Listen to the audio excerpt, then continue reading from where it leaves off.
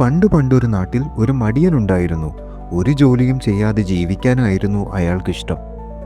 ഒരു ദിവസം വിശന്നു വലഞ്ഞ മടിയൻ ഒരു ആപ്പിൾ തോട്ടം കണ്ടു.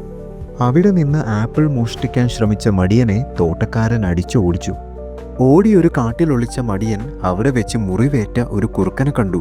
കൊടും കാട്ടിൽ ഈ പാവം മുറിവേറ്റ കുറുക്കൻ എങ്ങനെയാണ് ജീവിക്കുന്നത് എന്നോർത്ത് മടിയൻ ആശ്ചര്യപ്പെട്ടു. പെട്ടെന്നൊരു സിംഹം ഒരു ഇറച്ചിക്കഷ്ണം കടിച്ചു പിടിച്ച് അവിടേക്ക് നടന്നു വരുന്നത് കണ്ട് അയാൾ അമ്പരന്നു. സിംഹം ആ ഇറച്ചിക്കഷ്ണം കുറുക്കന് കൊടുത്തത് കണ്ട് അയാൾ ഞെട്ടി. ദൈവം എത്ര മഹാനാണ്! വിശക്കുന്ന ഒരു ജീവിയെയും അവൻ പട്ടിണിക്കിടില്ല. എന്നെയും ദൈവം ഇതുപോലെ സഹായിക്കും. ഭക്ഷണവും കാത്ത് മടിയനിരുന്നു. ദിവസങ്ങൾ കഴിഞ്ഞിട്ടും മടിയനെ സഹായിക്കാൻ ആരും എത്തിയില്ല. അതുവഴി വന്ന സന്യാസിയോട് മടിയൻ തന്നെ ദൈവം ചതിച്ചെന്ന് പരാതി പറഞ്ഞു. ഒരിക്കലുമില്ല, നീ ആ കുറുക്കനെ പോലെ ആകാനാണ് ആഗ്രഹിച്ചത്. പക്ഷേ നിന്നെ ദൈവം ആ സിംഹമാക്കാനാണ് ഉദ്ദേശിക്കുന്നത്. മടി കൂടാതെ പ്രയത്നിക്കാൻ നമ്മൾ തയ്യാറായാൽ നമ്മളെ സഹായിക്കാൻ ദൈവം കൂടെയുണ്ടാവും എന്ന പാഠം അയാൾ മനസ്സിലാക്കി. പിന്നീടുള്ള കാലം അയാൾ സന്തോഷത്തോടെ ജീവിച്ചു. ഒരിക്കലൊരു ദേശത്ത് ഒരു രാജാവുണ്ടായിരുന്നു.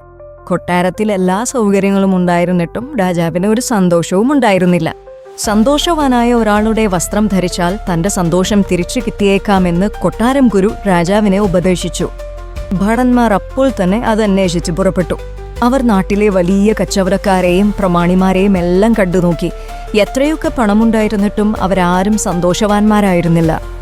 വഴിയിൽ വെച്ച് പെട്ടെന്നാണ് സന്തോഷവാനായ ഒരു കർഷകനെ അവർ ശ്രദ്ധിക്കുന്നത്. അയാൾ ഇത്ര സന്തോഷവാനായി ഇരിക്കുന്നതിനുള്ള കാരണം അവർ തിരക്കി. എനിക്ക് ജീവിക്കാൻ വേണ്ടതെല്ലാം എൻ്റെ അടുത്തുണ്ടല്ലോ, പിന്നെ ഞാനെന്തിനു സങ്കടപ്പെടണം? ശരി, എങ്കിൽ എൻ്റെ കുപ്പായം ഞങ്ങൾക്ക് തരുമോ?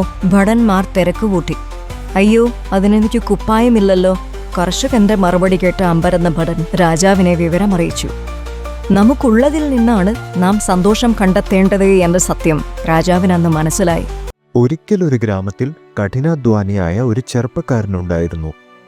പക്ഷേ വളരെ കുറച്ച് പണം മാത്രമേ അയാൾക്ക് ദിവസവും നേടാനായിരുന്നുള്ളൂ. ഒരിക്കൽ അയാൾ ജോലി കഴിഞ്ഞ് വീട്ടിലേക്ക് മടങ്ങുമ്പോൾ വഴിയിൽ നിന്നും ഒരു പണസഞ്ചി കിട്ടി.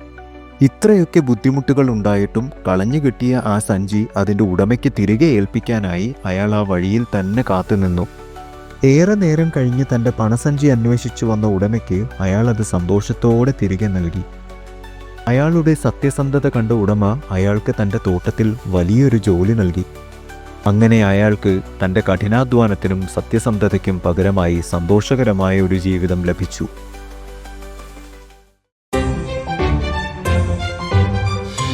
Tomato Town.